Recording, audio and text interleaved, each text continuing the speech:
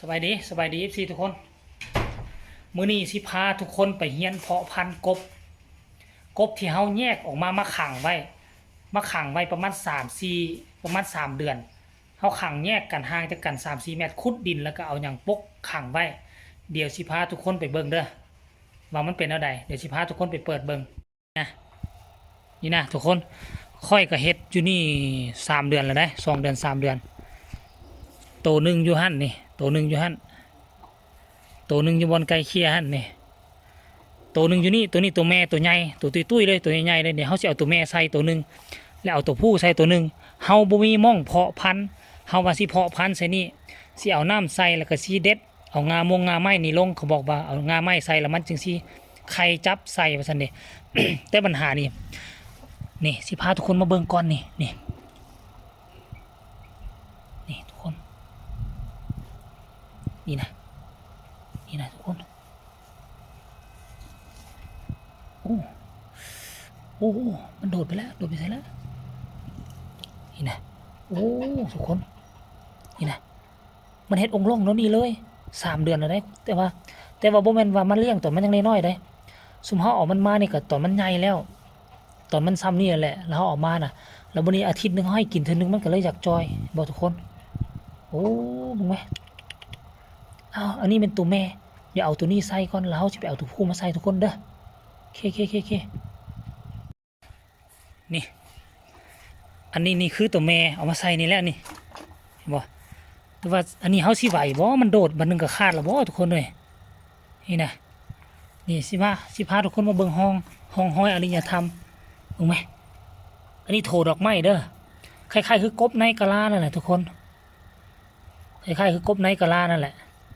องค์ลงนั่นนี่เลยเดี๋ยวสิพาไปเบิ่งของตัวผู้เนาะสิพาไปเบิ่งตัวนี้น่าจะเป็นตัวผู้นี่ตัวนี้สิเป็นตัวผู้ทุกคนเลย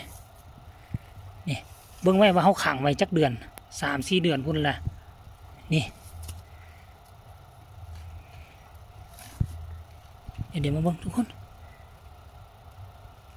โอ้ตัวนี้ก็เป็นตัวแม่ตัวนี้ตัวแม่ใหญ่ทุกคนไข่เต็มท้องตัวแม่ใหญ่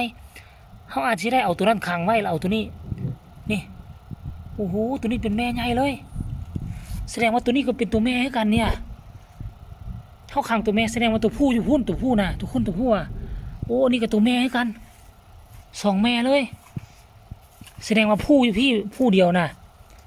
โอ้โธ่ทุกคนเห็นไหมตัวผู้เดียวอยู่พี่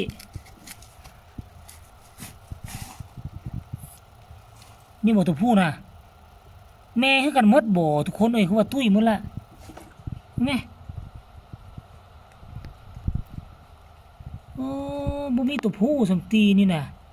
ตัวแม่บ่ทุกคนเลยเอาเดี๋ยวสิเอามาสำรวจบางคนด้วยทุกคนเด้อโย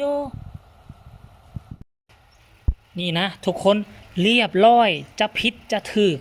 ค่อยกับบ่ฮู้เด้อค่อยฮู้แต่ว่าจับตัวผู้ตัวแม่แยกออกจากกันไว้เดือน2 เดือนเรา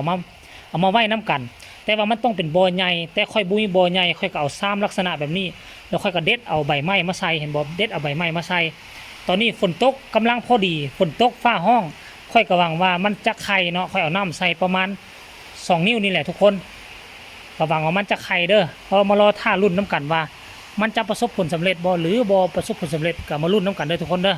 เอาคลิปนี้ก็ขอฝากเอาไว้เท่านี้มีความคืบหน้าจะรายงานให้ฟังอีกเทื่อนึงเด้อ